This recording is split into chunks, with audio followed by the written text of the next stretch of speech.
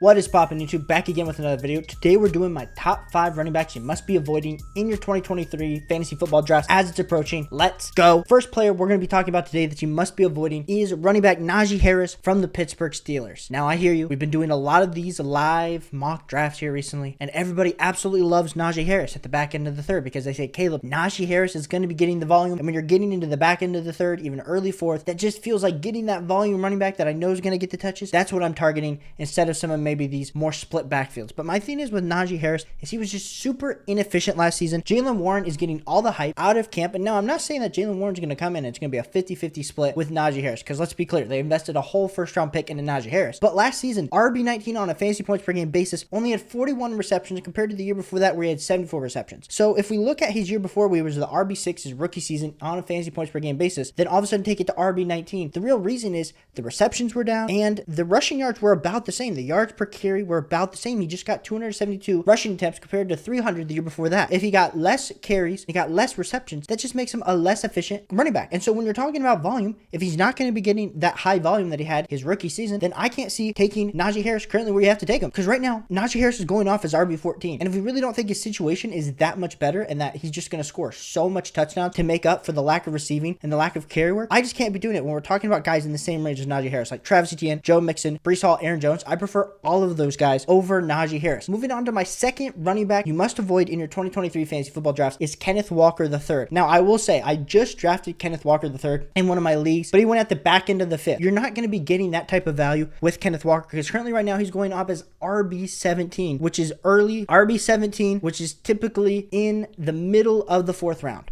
And now I know what you're saying to me about Kenneth Walker III. Caleb, he was super efficient when he was on the field last season as a rookie. RB16 on a fantasy points per game basis, and he was just getting started, but he only played in 15 total games. So what makes me excited? So what makes me not so excited about Kenneth Walker III in fantasy football for this season?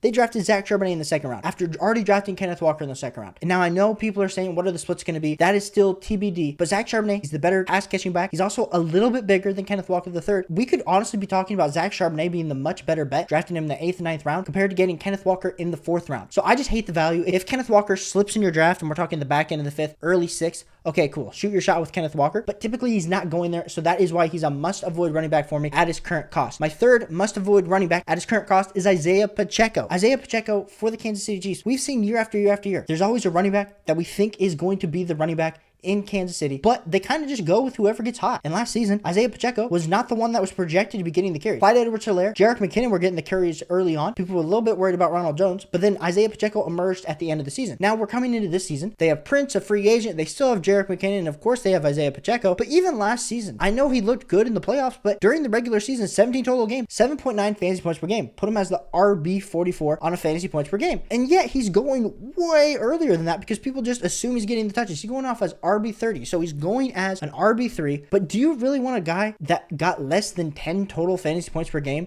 to be your RB3, to be your depth piece? Now, I know if somehow, for some reason, he's an absolute monster for the Kansas City Chiefs, I will eat my words. But I just think the value of where you're having to draft him, like we said, RB30, going around picking 90, like I just don't like this value for Isiah Pacheco. And so that is why Isiah Pacheco is my third must-avoid running back. My fourth must-avoid running back is going to be AJ Dillon. Over on Underdog League, it's going off the board as RB34. And now AJ Dillon has just never become taken over for Aaron Jones. Everyone was hoping for a long time, oh, if Aaron Jones leaves in free agency, then all of a sudden AJ Dillon is going to be an absolute monster. Last season, RB33 on a fantasy points per game basis. The year before that, RB29. The year before that, RB77 because it was his rookie season. He doesn't do a whole lot. He's had some decent reception games the last few years, even though he feels more like a goal line back. 34 receptions and 28 receptions. He's had 7 total touchdowns the last 2 seasons, and he's hovered around 186 rushing attempts. So his yards per carry, honestly, like 4 yards per carry, it's not terrible. It's not great. And all of a sudden, add in the fact that Aaron Rodgers is going to be here, and we're relying on the fact that we haven't seen Jordan Love play, which Jordan Love looks really good in preseason. But just because Jordan Love looks really good in preseason doesn't mean that the backup running back for the Green Bay Packers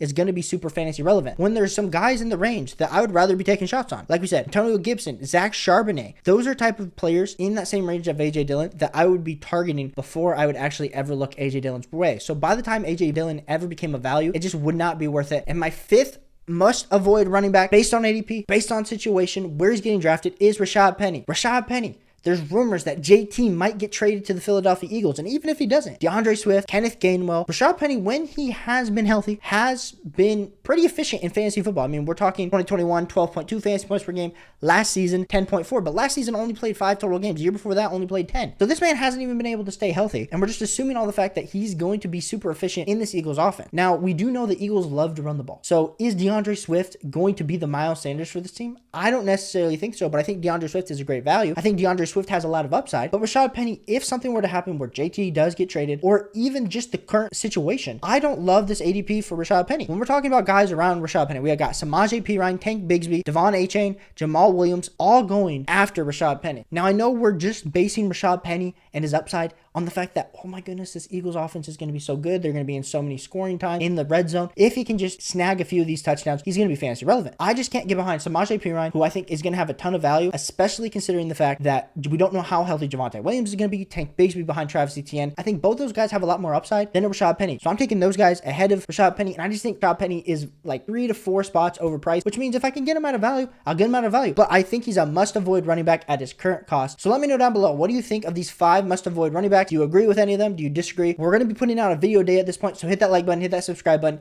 so I can catch you guys on the next one. Peace.